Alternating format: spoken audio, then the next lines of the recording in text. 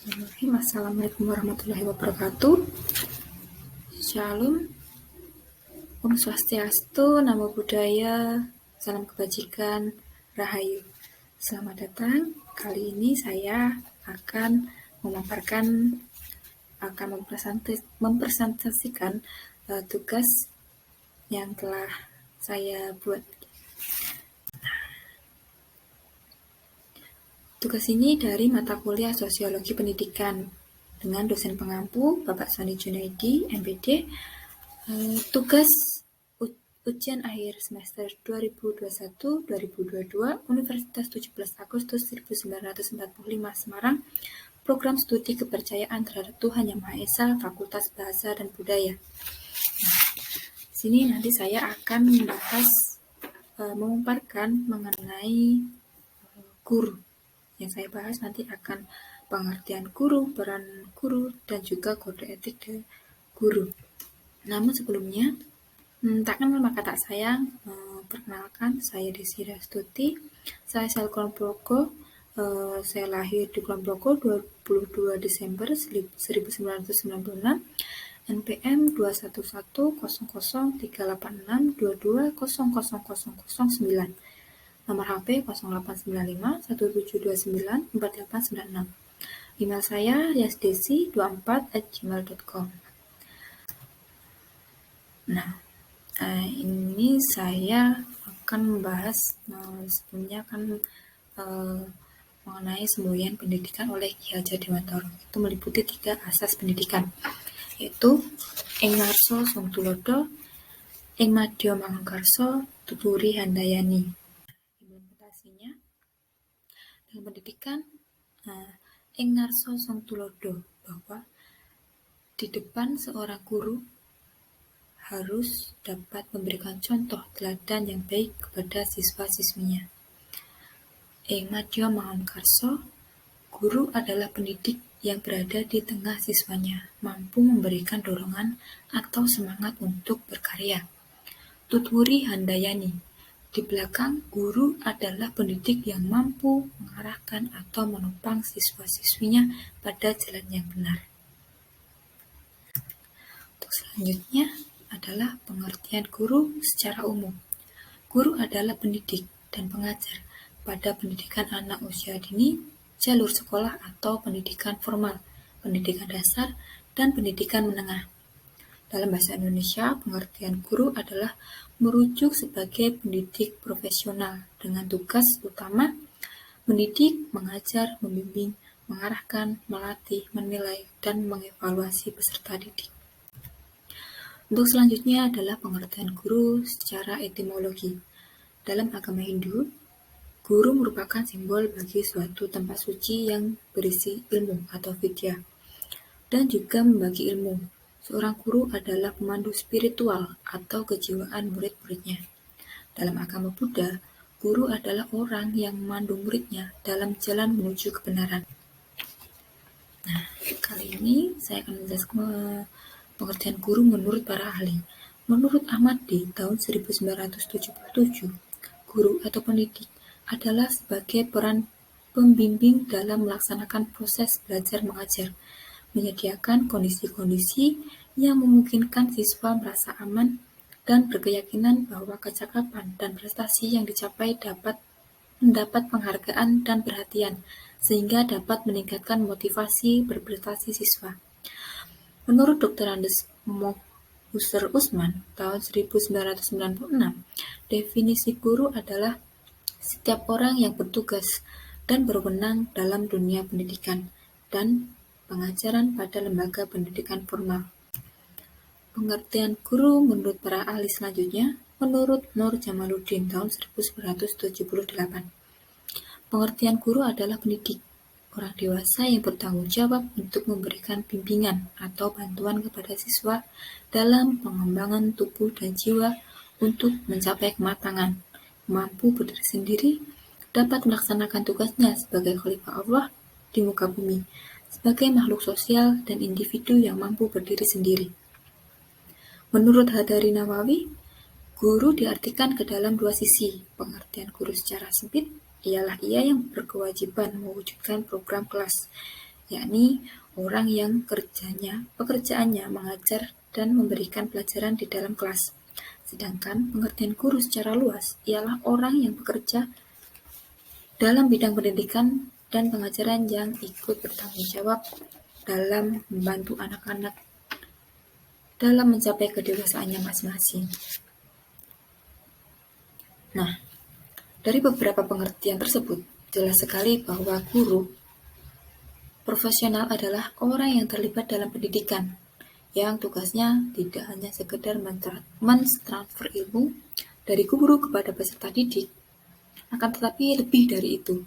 Guru berperan sebagai pengganti orang tua di sekolah, yang tugasnya mengarahkan peserta didik untuk mencapai tujuan pendidikan dan mereka menjadi manusia seutuhnya melalui teladan yang bisa dicontoh. Semangat atau dorongan untuk menjadi lebih baik, dan bimbingan atau arahan agar selalu pada jalur kebenaran dalam mengembangkan potensi yang ada pada dirinya.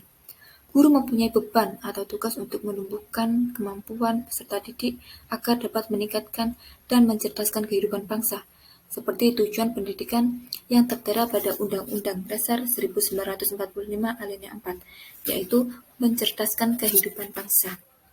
Untuk selanjutnya, yaitu peran guru. Peran atau tugas guru dalam proses pembelajaran. Menurut Warso tahun 2014, dalam bukunya Proses Pembelajaran dan Penilaiannya di SMP, MI, SD, MTS, SMA, MA, dan SMK, mengatakan pada pelaksanaan proses pembelajaran guru mempunyai peran yang sangat penting. Peran tersebut meliputi 1.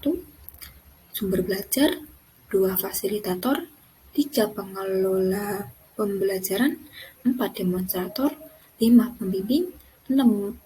Motivator, dan 7. Penilai. Penjelasannya, guru sebagai sumber belajar, maka gurulah yang menjadi tempat peserta didik menggali atau mengambil pelajaran.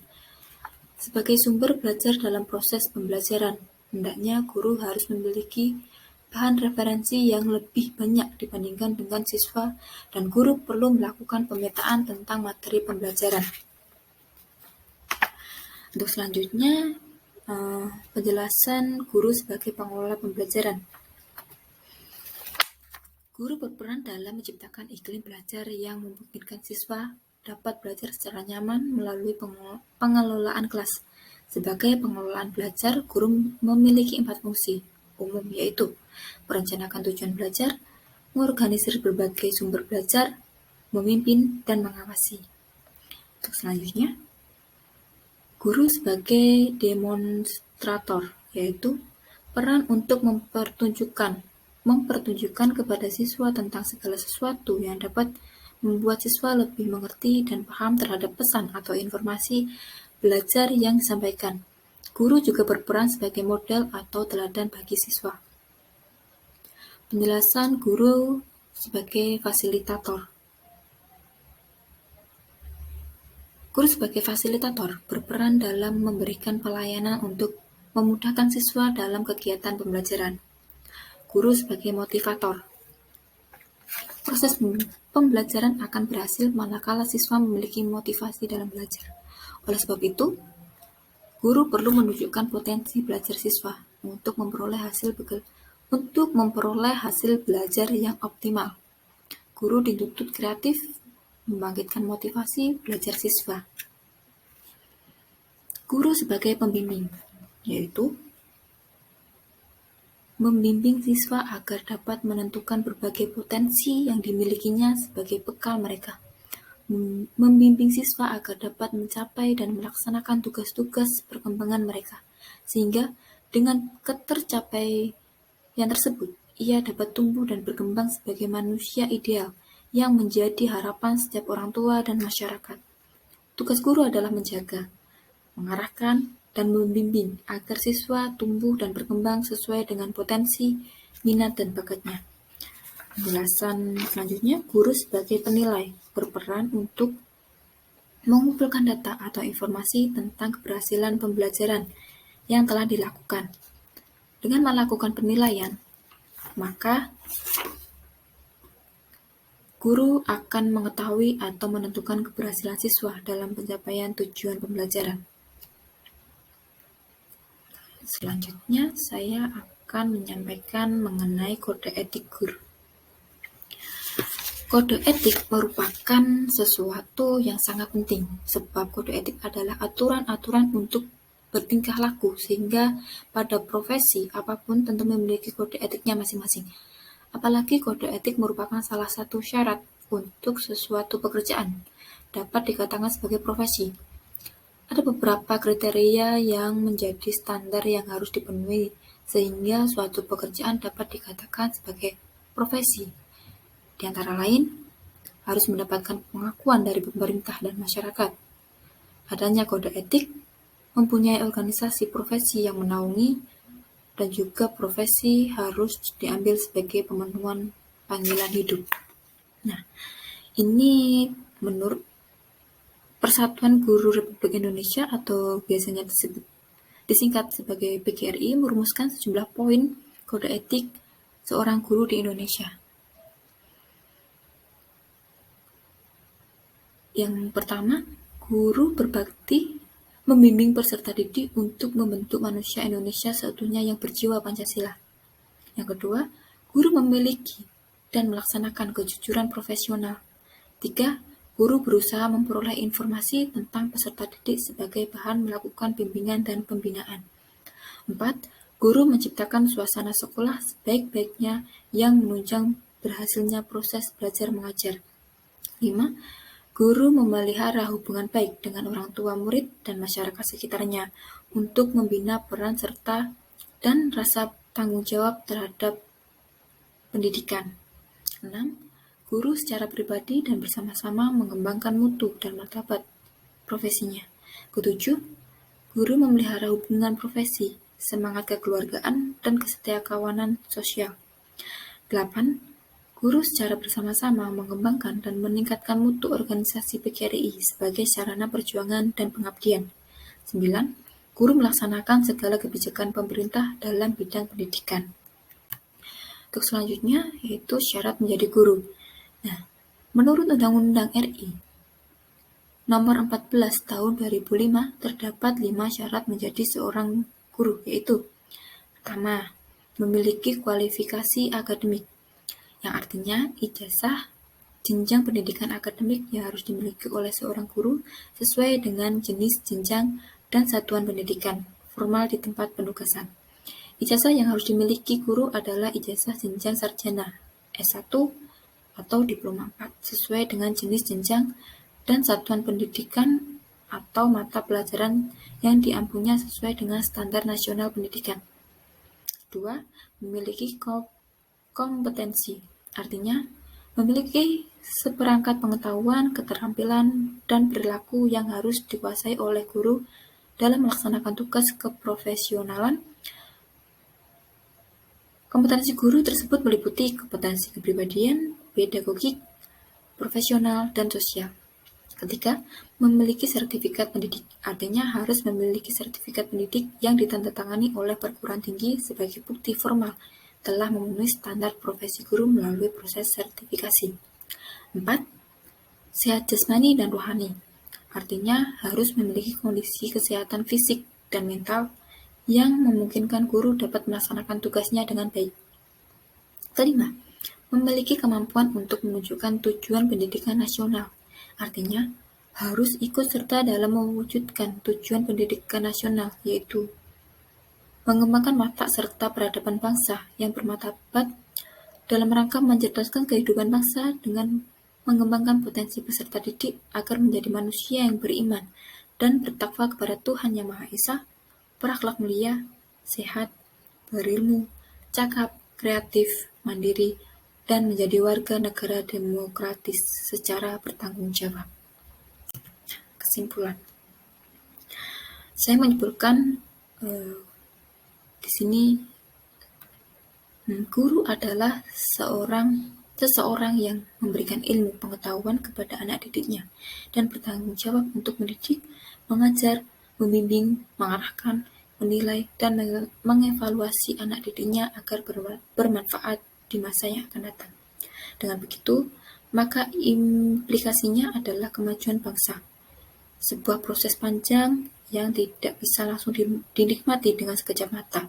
Untuk menunjang keberhasilan pencapaian tugas yang berat ini, maka perlu lagi semua pihak agar mau berbenah serta mendukung. Tak hanya dari segi guru, tetapi semua pihak juga harus ikut berbenah agar dapat menunjang keberhasilan pendidik Indonesia. Cukup sekian yang dapat saya sampaikan. Banyak kurangnya saya mohon maaf. Silahkan kritik dan sarannya. Terima kasih. Salam sehat untuk kita semua. Salam Rahayu.